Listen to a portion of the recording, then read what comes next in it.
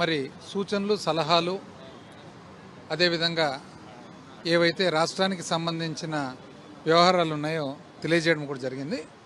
ఒకటి ముఖ్యంగా ఆర్థిక సంఘం చేసే సిఫార్సులు ఏవైతే ఉంటాయో రాష్ట్రాలకు సంబంధించిన పన్నుల వాటా కేంద్రానికి వివిధ పన్నుల ద్వారా ఏదైతే రెవెన్యూ సమకూరుతుందో income tax, corporation tax, GST, customs, central excise ఇవన్నీ కూడా ఉంటాయో అందులో రాష్ట్రాలకు కూడా కొంత వాటా వస్తుందన్నమాట.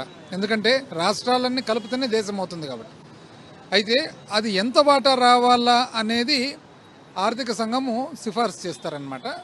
అదేవిధంగా వివిధ రాష్ట్రాలలో కూడా ఏ రాష్ట్రానికి ఎంత రావాలని కూడా ఆర్థిక సంఘం సిఫార్సు చేస్తారనమాట.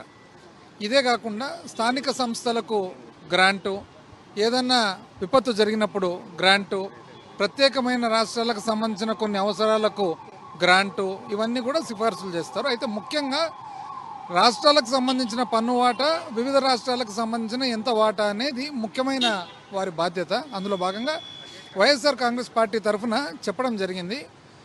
14వ ఆర్థిక సంఘము మొట్టమొదటిసారిగా డాక్టర్ వైవి రెడ్డి గారు ఉన్నప్పుడు 32% నుంచి 42%కు పెంచడం జరిగింది. ఆ తర్వాత డాక్టర్ ఎన్కే సింగ్ గారు 15వ ఆర్థిక సంఘం కూడా 41% ఇవ్వడం జరిగింది. కానీ నిజానికి చూస్తే ఇంచుమించు 10% తగ్గుతుందన్నమాట రాష్ట్రాలకు వచ్చేటప్పటికి.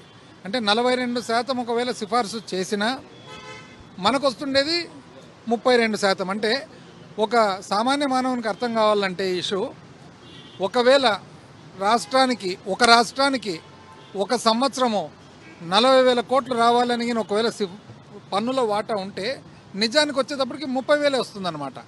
ఎందుకు తగ్గుతుంది అంటే కేంద్రము సెస్సులు సర్ఛార్జీల పేరు మీద వివిధ ప్రత్యేకమైన కారణాలకు అని చెప్పేసి ఈ వాటాలో నుంచి తగ్గిపోతుందన్నమాట. మేము వైఎస్ఆర్ కాంగ్రెస్ పార్టీ తరఫున సిఫార్సు మా సలహా ఏమంటే, అయ్యా 42 ఇచ్చినా మీరు మళ్ళీ చేతికి వచ్చేటప్పటికి 30 వస్తుంది కదా, అట్లా బదులు ఒక పని చేయండి, 50 ఇవ్వండి. ఎందుకంటే 30 ఇచ్చేది 42 మొట్టమొదటిసారిగా ఎప్పుడు డాక్టర్ వైవి రెడ్డి గారు సిఫార్సు చేయడం జరిగింది. ఎందుకంటే రాష్ట్రాలకు వాళ్లకు ఇండిపెండెన్స్ ఉండాలి, వాళ్ళకు అటానమీ ఉండాలి, వాళ్లకు ఏ విధమైన ఖర్చులు ఉంటాయో వాళ్ళకే తెలుసు. కాబట్టి ప్రతి విషయంలో కూడా కేంద్రము రాష్ట్రాలకు ఇది ఈ విధంగా చేయి, ఈ విధంగా చేయొద్దని చెప్పేదొద్దు.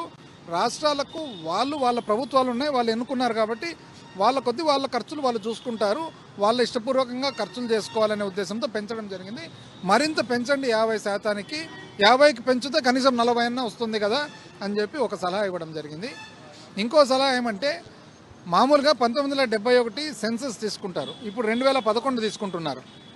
1971 నుంచి 2011 చూస్తే వివిధ రాష్ట్రాలు ఏదైతే కుటుంబ నియంత్రణ వలన జనాభా తగ్గించుకోగలిగిన వాళ్ళందరికీ కూడా ఈరోజు నష్టం కలుగుతుంది.